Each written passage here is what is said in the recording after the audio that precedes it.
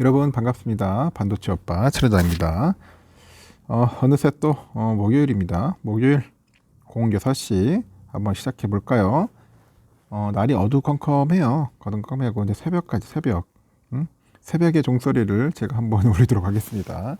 예전에는 새마을 정신으로 우리가 일찍 일어나고 일을 했는데 요즘은 새마을 정신보다는 그냥 일찍 일어나는 그런 습관을 가지세요. 새벽형 인간 좋다고 하는 분도 있고 어떤 분은 뭐 별로다 하는 분도 있더라고요. 근데 자꾸 이게 습관화돼야 돼. 이 습관화되면은 되는데 이 습관화가 안 되다 보니까 상당히 피곤하고 힘들더라고요. 일찍 일어나서 무언가를 한다는 게 이렇게 쉬운 게 아닙니다. 그래도 해야죠. 여러분 그 월급을 많이 받고 싶죠? 월급. 직장인들의 그 로망은 월급을 많이 받는 걸 건데 그 당장 월급을 많이 받는 것보다 더 중요한 게 있어요. 훨씬.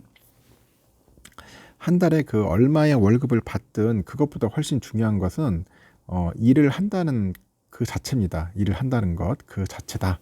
그렇게 보시면 돼요. 매일 아침 일찍 일어나 가지고 출근 준비를 하고요. 그 무거운 몸을 이끌고 일터에 나가 가지고 일을 하는 겁니다. 그 마음이 맞지 않는 사람들과 이제 막 부대끼면서 때로는 자신을 숙이고 또 마음을 숨기면서 아등바등 살아가는 겁니다. 아등바등 살아가는 거죠. 정직하게 땀을 흘려가지고 돈을 벌면서 삶을 살아가는 거예요. 이런 일은 누구나 할 수 있는 것 같지만은 결코 모두가 해내는 일은 아니라는 겁니다. 어떤 사람은 일찍 일어나는 것이 싫어가지고 직장을 구하진 않고요. 또 어떤 사람은 그 사람들과 부대끼는 게 싫어가지고 하던 일을 금방 또 그만두는 거예요. 또 어떤 사람은 어렵고 힘든 일이 싫어서 쉬운 일만 이제 찾아 헤매는 겁니다. 세상이 그 우리에게 돌려주는 보상은 결코 공짜가 아니에요. 공짜가 아니다. 누구나 부러워할 만한 그런 성공을 이룬 사람 중에는 고생하지 않은 사람이 없어요. 고생하지 않은 사람은 없다. 지금 여러분이 어렵고 힘들고 고단한 그런 삶을 살아가고 있다면은 여러분은 지금 훌륭한 삶을 살고 있는 겁니다. 훌륭한 삶 살고 있는 거예요. 대단한 삶을 향해 나가는 겁니다. 그래서 자부심을 갖고 한번 고통도 즐겨야 돼. 고통도 주식 투자하다 보면은 이 고통, 괴로움도 이게 또 즐길 줄 알아야 돼요. 그래야지 여러분 큰 사람이 될 수 있고 큰 수익을 남길 수 있지. 투자할 때마다 계속 그거 가지고 스트레스 받고 힘들어하고 괴로워하면은 여러분 클 수가 없어. 응? 조금만 뭐 떨어지면 난리치고 그거 안 하는 게 낫습니다. 차라리 주식 투자 하지 마세요. 안 하시는 게 정신 건강에 상당한 도움이 된다는 겁니다. 아주 또 흥미로운 또 기사가 나오네요. 지금 보니까 고 이건희 삼성 선대 회장의 그 재산을 이제 상속받아 가지고 약 12조 원에 달하는 그 상속세를 납부해야 하는 삼성 오너가 이 오너가들이 삼성전자 지분의 일부 등에 대한 매각을 추진하는 것으로 알려져 있습니다.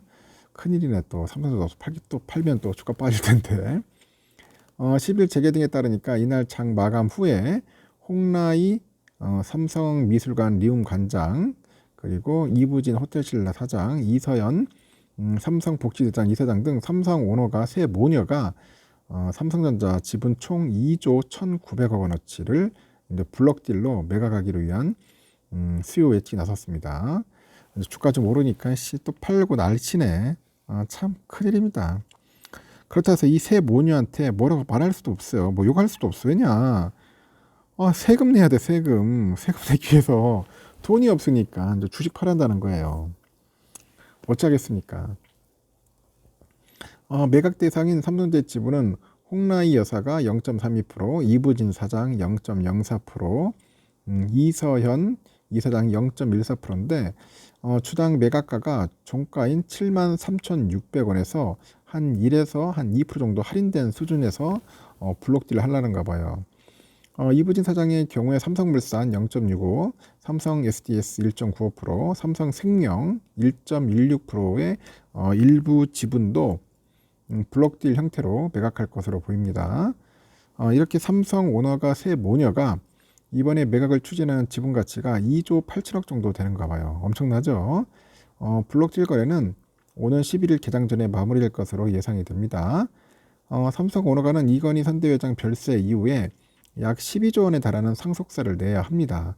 연부 연납 제도를 활용을 해가지고 지난 21년 4월부터 5년에 걸쳐서 상속세를 분할 납부하고 있다. 그렇게 보시면 될 것 같습니다. 그러다 보니까 또 주가가 한번 휘청거리지 않을까 하는 생각이 드네요.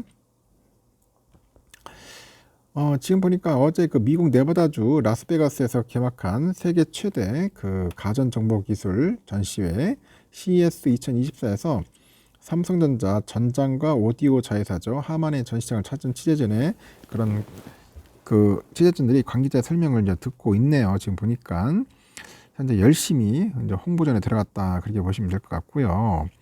미국이죠. 미국 네바다주 라스베가스에서 개막한 세계 그 IT 전시예요. CES 2024. 삼성전자 전장과 오디오 자회사 그 하만의 그 전시장을 사람들이 엄청나게 찾고 있다고 하는 것 같습니다. 아주 신기술이 총 직결되어 있는 것 같아요. 이번 기회에 좀 멋있는 그런 제품들도 많이 만들어내 가지고 좀 판매를 했으면 좋겠어요. 판매를 했으면 참 좋을 것 같다 하는 생각이 듭니다. 그리고 또 이재용 회장이 요즘 또 열심히 다 다니고 있던데 현재 이제 6G죠. 6G, 6G 통신과 같은 새로운 기술 확보에 우리의 생존과 미래가 달려 있다고 언급을 하더라고요. 이재용 회장이 새해 첫 경영 행보로 꿈의 기술 6G 이동통신 기술을 점검을 하면서 강조한 말이에요. 기존의 5G보다 좀 빠르고 최고 한 50배 정도 빠른 그 6G가 인공지능, 자율주행차, 로봇 등 첨단 기술을 구현할 수 있게 하는 핵심 기반 기술이라고 합니다. 추격차 경영을 위해서 AI 시대의 산업 융합에 혈관인 6G에 승부수를 던진 셈이죠. 삼성에 따르니까 이 회장은 이날 서울 서초구 우면동에 위치한 R&D 허브 그 삼성 리서치를 찾아가지고 6G를 포함해서 차세대 통신기술 동향과 대응 방안을 점검을 했습니다. 6G는 말 그대로 꿈의 기술이에요. 이론상 그 최고 속도 1테라비트죠. 1테라비트인데 기가비트로 환산하니까 1000기가bps예요. 이 5G 최고 속도와 비교를 하니까 전송 속도가 한 50배 정도 빠를 수 있다고 합니다. 그 퍼지의 속도는 1기가bps에 불과하고요. 이를테면 125GB 용량의 영화를 내려받을 때 6G 기술 하에서는 1초밖에 걸리지 않아요. 5G의 경우는 50초 안팎인데 삼성은 그 5G에 이어서 6G 상용화 시기를 오는 2030년으로 보는 것 같습니다. 삼성전자의 6G 선행 개발은 AI 시대하고 맞물려 있습니다. AI를 6G 네트워크에 내재화해서 스마트폰뿐 아니라 자율주행차, 지능형 로봇, 확장 현실 등 첨단 기술을 일상에서 구현하는 핵심 플랫폼으로 운영한다는 게 삼성의 계획이에요. 다양한 산업과의 융합을 이끌어낸 기반 기술인 거죠. 그래서 이제 이 회장이 새해가 이제 밝자마자 이곳을 찾은 것은 6G 기술이 추격차 경영을 위한 하나의 핵심이기 때문이겠죠. 이 회장은 어려울 때일수록 선제적인 R&D와 흔들림 없는 투자가 필요하다고 합니다. 이 회장은 또 과감하게 더 치열하게 도전하자 이렇게 언급을 합니다. 글로벌 경기 침체와 산업 재편 가속화, 불안정한 국제 정세 등 이런 복합 위기 상황 속에서도 선제 투자를 당부한 건데 이 회장이 6G 현장부터 간 것은 삼성의 미래뿐 아니라 국가의 경쟁력까지 좌우할 수 있기 때문이라고 해요. 이미 세계 최초로 5G 기술을 상용화한 경험이 있습니다. 퍼지 통신이 대중화하기 전인 2011년부터 5G 연구에 투자를 해서 첫 상용화에 성공을 했고 이를 기반으로 6G까지 선도한다는 그런 방침을 가지고 있다는 겁니다. 6G 앞으로 중요하다. 요즘 국내 대표 기업들의 잇따른 어닝 쇼크로 주가가 하락세를 나타납니다. 국내 주력 수출 업종뿐 아니라 이제 내수 종목의 실적 전망치도 하향 조정되고 있는데 이게 증시의 악재가 될 거라는 거예요. 삼성은 1.47% 정도 하락을 해서 73,600원에서 거래를 마쳤는데 전날 2.35% 내린 데 이어서 이날도 약세를 이어갑니다. LG엔솔도 이날 1.68% 빠져서 41만 500원에 장을 마감을 했고, 두 회사 모두 전날 증권가 컨센을 밑도는 잠정 실적을 발표를 하면서 주가가 약세를 보였다는 거죠. 전날 삼성전자는 지난해 4분기 잠정 영업이익이 2조 8천억이라고 발표를 했고, 증권가 컨센을 25% 정도 밑돈 금액입니다. LG엔솔도 컨센을 42.4% 밑도는 3,382억 원에 영업이익을 발표했네요. 지난 8일 먼저 실적을 발표한 LG전자 역시 전망치에 못 미친 3,382억 정도 영업이익을 올리는 데 그쳤습니다. 증권가에서는 그 어닝 쇼크가 어느 정도 예상된 결과라고 입을 모읍니다. 그 통상적으로 4분기에는 일회성 인건비 지출과 손실 비용 등이 회계에 한꺼번에 이제 반영되기 때문이라고 해요. 작년에 연말 증시가 상승세를 타면서 애널리스트들의 기대가 높아진 것도 영향을 끼쳤고, 증권가 기대치가 다시 낮아지면서 상장사의 전체 실적 전망은 하향세인데, FN가이드에 보니까 이날 기준 4분기 실적을 발표하지 않은 그 상장사 269개사 이 영업이익을 전망치 합산액 보니까 36조 8,377억이네요. 1개월 전에 비해서 38조 73억 원에 비해서 3.07% 줄었다고 합니다. 현대차는 4분기 영업이익 전망치가 3조 7,575억 원으로 1개월 전 대비 한 2.2% 정도 감소를 했고, 기아도 한 달 전 대비 영업이익 전망이 1.7% 내려가서 2조 9,358억 원으로 추정이 돼요. 포스코홀딩스는 한 달 내 4분기 전망치가 14.5% 하향 조정되면서 영업이익이 9,816억 정도에 그칠 것으로 조사를 하고 있는 겁니다. 주요 업체 중에서는 LNF의 4분기 영업이익 전망이 최근에 한 달 사이에 45.4% 정도 낮아져 가지고 낙폭이 가장 컸죠. 내수 경기 부진을 겪은 유통과 서비스 업종은 수출주보다도 어닝 쇼크 강도가 더 클 거라는 관측이 있어요. 그래서 수출주는 지난해 하반기부터 수출 회복 국면이었는데 내수주는 그렇지 못했다. 그 내수주는 4분기 실적 발표 결과에 따라서 단기 주가가 출렁일 수 있다고 이렇게 언급을 하는 것 같습니다. 상태 안 좋다 그렇게 보시면 될 것 같습니다. 이번에 삼성전자하고 하만이 그 운전자의 그 생체 신호를 감지해 줄 수 있는 그 졸음운전을 예방하는 솔루션을 선보였다더라고요. 삼성이 2017년 하만을 인수한 이후로 양사 두 회사의 협력이 확대되고 있습니다.